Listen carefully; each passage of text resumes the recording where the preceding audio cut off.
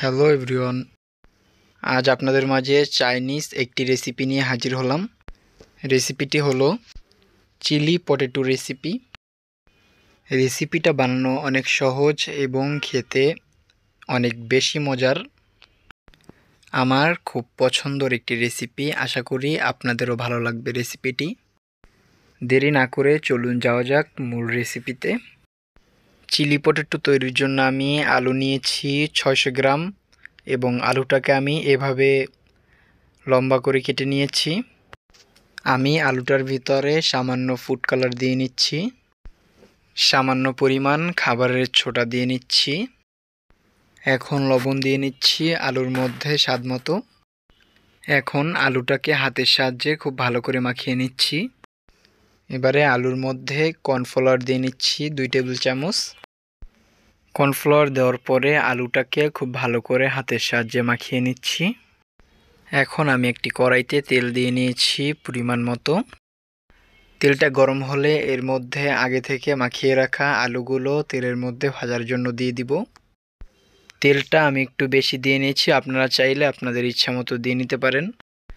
তেলটা একটু বেশি দিলে আলু ভাজাটা অনেক ভালো হয়।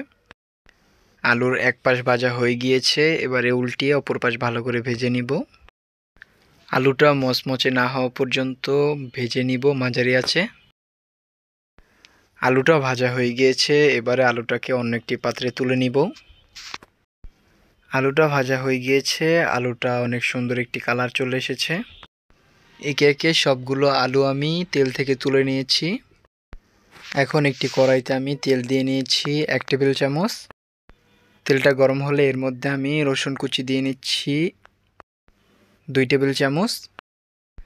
রসুন কুচিটা 1 মিনিট তেলের মধ্যে নেড়েচেড়ে ভেজে নিচ্ছি। পেঁয়াজ ফালি দিয়ে নিচ্ছি 1.5 কাপ পরিমাণ। সয়া সস দিয়ে নিচ্ছি পেঁয়াজের মধ্যে 2 চা চামচ পরিমাণ। সয়া সসটা তেলের মধ্যে নেড়েচেড়ে ভেজে নিচ্ছি 1 মিনিট কম আঁচে। টমেটো সস দিয়ে নিচ্ছি পেঁয়াজের মধ্যে 4 টেবিল চামচ। টমেটো সসটা নেড়েচেড়ে পেঁয়াজের সাথে মিশিয়ে নিচ্ছি। পেঁয়াজের মধ্যে চিলি সস দিয়ে নিচ্ছি 4 টেবিল চামচ। সসগুলোকে নেড়েচেড়ে পেঁয়াজের সাথে ভালো করে মিশিয়ে নিচ্ছি। কাঁচামরিচ কুচি দিয়ে নিচ্ছি 2 টেবিল চামচ। কাঁচামরিচটা নেড়েচেড়ে পেঁয়াজের সাথে মিশিয়ে নিচ্ছি। পেঁয়াজের মধ্যে লবণ দিয়ে নিচ্ছি স্বাদ মতো। লবণটা নেড়েচেড়ে মিশিয়ে নিচ্ছি।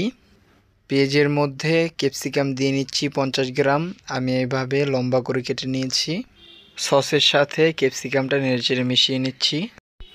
টেস্টিং সল্ট দিয়ে নিচ্ছি 1 চা চামচ। টেস্টিং সল্টটা নেড়েচেড়ে মিশিয়ে নিচ্ছি।